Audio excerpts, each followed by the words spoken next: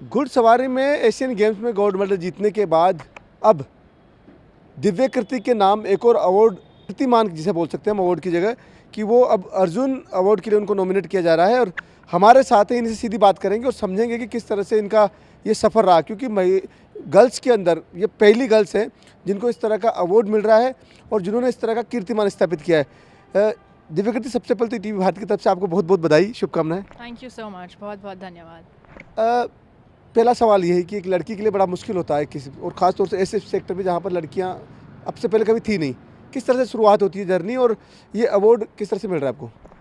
जी, मेरी जर्नी घुड़सवारी से मेरा फैमिली का बहुत जनरेशन से एसोसिएशन है। घोड़े हमारे परिवार में कई जनरेशन से हैं, पर मेरी जर्नी 7वीं कक्षा में शुरू हुई मेरे school, Mayo college girls school में, जहाँ पे घुड़सवारी एक स्पोर्ट के तौर पर ऑफ़र किया जा रहा था और वो मैंने मेरा स्पोर्ट चुना। और उधर से ही मेरे घोड़ों से लगाव हुआ और फिर स्पोर्ट्स से लगाव हुआ और मैं इंडिया में खूब कॉम्पिटिशन करे। और 2020 के बिगनिंग में मैं यूरोप शिफ्ट हुई अपने ट्रेनिंग के लिए। एक ही सपना था कि एशियन गेम्स तक जाना है। एशियन गेम्स में गोल्ड जीतने का भी सपना नहीं था, बस एशियन गेम्स में जाना है, यही सपना था। एंड 2020 में मैं यूरोप मूव हुई। 1 साल मैं डेनमार्क में ट्रेनिंग करी और 2 साल जर्मनी में। और सफ़र जैसे हर एथलीट का अप्स एंड डाउन्स होते हैं, कुछ सैक्रिफाइसेस करने पड़ते हैं, पर मैं बहुत ग्रेटफुल हूँ ये पूरे एक्सपीरियंस के लिए। मैंने बहुत कुछ सीखा है इस मेरा काफ़ी छोटा एक्सपीरियंस है, मैं सिर्फ 3 साल से प्रोफेशनली कर रही हूँ, पर मैंने बहुत कुछ सीखा है और मैं बहुत ग्रेटफुल हूँ कि अब Asian games team gold medal जीतने के बाद 2023 में, कि ये साल में ही अर्जुना अवार्ड मेरे को मिल रहा है। It's a huge honour for me and I am very very grateful, thankful for this opportunity. अच्छा, क्योंकि आपने जो गोल्ड मेडल जीता एशियन गेम्स में, वो 31 साल बाद में किसी महिला के खाते में मान सकते हैं। किस तरह से का गेम्स था और किस तरह से आप लोगों ने पार्टिसिपेट किया, टीम वर्क किस तरह से था? जी, ये भारत का पहला गोल्ड मेडल था 31 साल में, और घुड़सवारी ड्रेसाज खेल में ये भारत का पहला गोल्ड मेडल था। और ये पहली बार थी कि टीम में 2 महिलाएं भी शामिल थी जिन्होंने मेडल जीता। हम एज अ टीम, हम चारों जने अंडर 25 इयर्स ऑफ एज हैं और हम सभी कई सालों से यूरोप में बेस्ड हैं। हमने खुद ने ट्रेनिंग बहुत हार्ड वर्क करा, बहुत ट्रेनिंग किया, एंड घर से हम सभी दूर रहे, तो ये on its own it's a very difficult thing, but हमने बहुत प्रेपरेशन की। तो as a team we were very good, we were very strong, we had great team spirit. And हाँ, कि हमारे घोड़ों ने भी हमारा बहुत साथ दिया, ये बहुत बड़ी चीज़ है। पोडियम पे हम खड़े थे और हमारे को गोल्ड मेडल मिला, पर हमारे पीछे इतना बड़ा टीम है, ट्रेनर्स, कोचेज़, और हमारे घोड़ों का इतना साथ है, तो I think they are the real gold medallist. तो जी, बहुत अच्छा एक्सपीरियंस रहा और हमारी बहुत अच्छी टीम स्पिरिट भी थी। अच्छा, एक क्योंकि अमूमन रहता है कि एक सपना होता है कि किसी भी लक्ष्य के पाने के लिए, किस तरह का आपके शुरू से ही, जब बचपन से आपने इस तरह का सपना देखा था, या बाद में जब आपको स्पोर्ट्स में इसकी चॉइस मिली तब आपने इसको सपना बनाया अपने?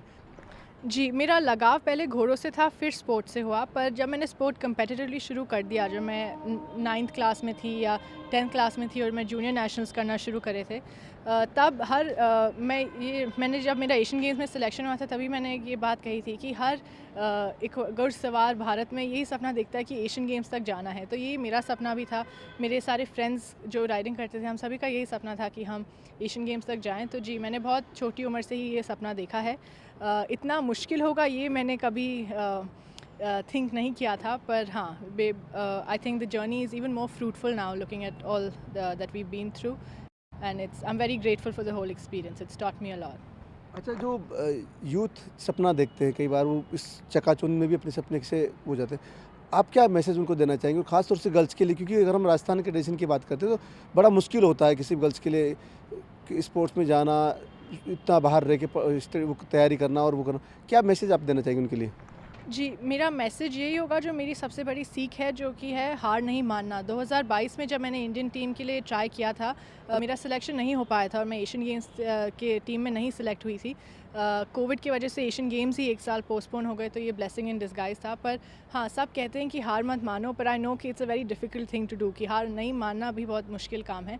पर मेरा यही मैसेज है, जो मेरी सबसे बड़ी सीख है, कि अगर आप हार नहीं मानोगे तो, और अगर आप लगे रहोगे अपने सपने तक, तो I think that's nothing that's impossible. So if you set your eyes on something, you can get it with your own will power. Girls के लिए क्या संदेश है आपका, क्योंकि आप एक आइकन भी हो गई हैं एक तरह से गर्ल्स के लिए, खासतौर से राजस्थान के लिए। यहाँ पर राजस्थान में हम देखते हैं कि महिलाओं को, लड़कियों को आज भी वो फ्रीडम नहीं है, उनके लिए क्या आपका संदेश है?